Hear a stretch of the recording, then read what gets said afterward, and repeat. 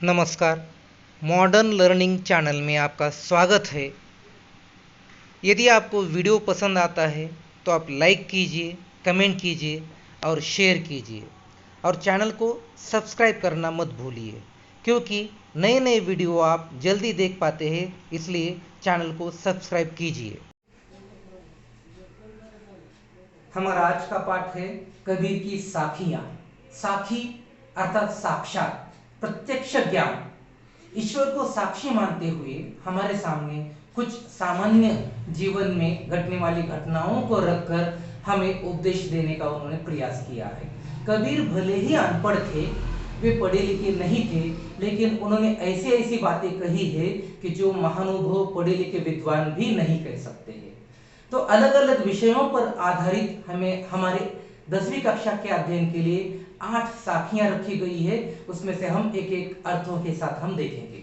सबसे पहले साखी है, ऐसी बानी बोलिए मन का आपा खोई। ऐसी बानी बोलिए मन का आपा खोई, अपना मन शीतल करे औरन को सुख होई।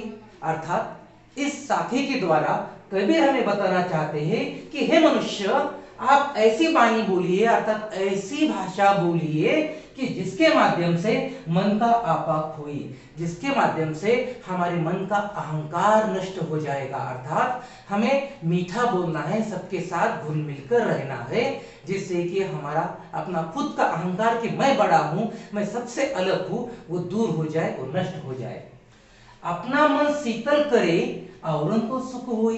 तो हमें ऐसी भाषा बोलनी चाहिए कि जिससे दूसरों के तन को, दूसरे के शरीर को चोट नहीं पहुंचे, बल्कि उन्हें सुख पहुंचे कि यार बहुत ही अच्छा है, ये हमारे साथ अच्छा व्यवहार करता है, हमसे अच्छी अच्छी बातें करता है, हमारे यानी कि मंगलमय होने के लिए हमें कामना करता है। तो इस तरह से हमें अपनी भाषा को अच्छा रखना चाहिए, अपनी वाणी को सुधारना चाहिए, जिससे कि हमारा अहंकार दूर हो जाएगा। दूसरी साखी है, कस्तूरी कुंडली बसे मृग ढूंढे बन माही। कस्तूरी कुंडली बसे मृग ढूंढे बन माही, ऐसे घटी घटी राम है दुनिया देखे नाही। अर्थात दूसरी साखी में कबीर हमें समझाना चाहते हैं कि कस्तूरी कुंडली बसे। कस्तूरी अर्थात एक सुगंधित द्रव्य होता है कि जो कुंडली अर्थात नाभि में बसा हुआ होता है। मृग ढूंढे बन माही, हिरण की नाभि में वो बसा हुआ होता है, लेकिन हिरण को इस बात की जानकारी नहीं होती है। वो कहता है कि अरे यार, सुगंध कहां से आ रहा है। वो सुगंध को पाने के लिए पूरे जंगल में, वन में इधर उधर ढूंढता फिरता है उसे, लेकिन उसे वो सुगंध कहीं से भी मिलता नहीं है कि वो कहां से आ रहा है। क्यों? क्योंकि वो सुगंध उसके ही नाभि में बसा हुआ होता है। ऐसे घटी घटी राम है, तो ऐसे हमारे प्रभु, हमारे ईश्वर ऐसे घट घट में व्याप्त है, वो कण कण में समाये हुए हैं। इसलिए उन्होंने कहा है कि मोको कहा ढूंढे बंदे, मैं तो तेरे पास में, ना मैं देवर ना मैं मस्जिद ना काबे कैलाश में, खोजी हुई तो तुरते मिले पल भर की तलाश में। इस तरह से वो ना मंदिर में है, ना मस्जिद में है, न गुरुद्वारा में है, वो इस हर सृष्टि के हर कण कण में व्याप्त है। वो खोजते हैं तो हमें कहीं पर भी मिल जाते हैं।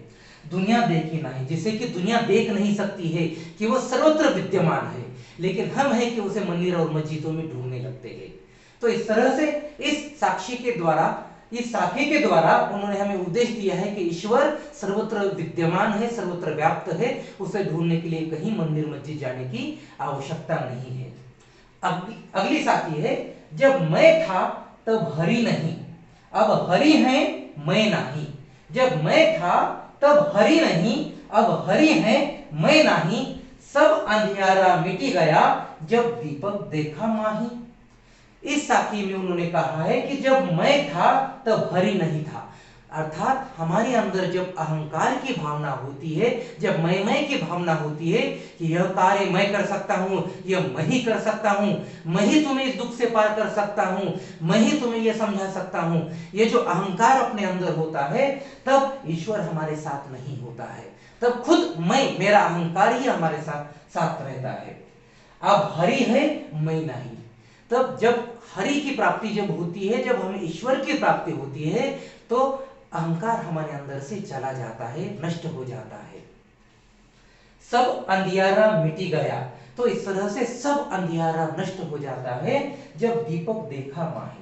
जब मैंने दीपक देखा अर्थात ईश्वर रूपी प्रकाश उजियाला जब मैंने देखा, तो मेरे अंदर का जो पाप कर्म था, जो बुरा कर्म था, जो अहंकार था, वो अपने आप नष्ट हो गया और मुझे ईश्वर की प्राप्ति हो गई।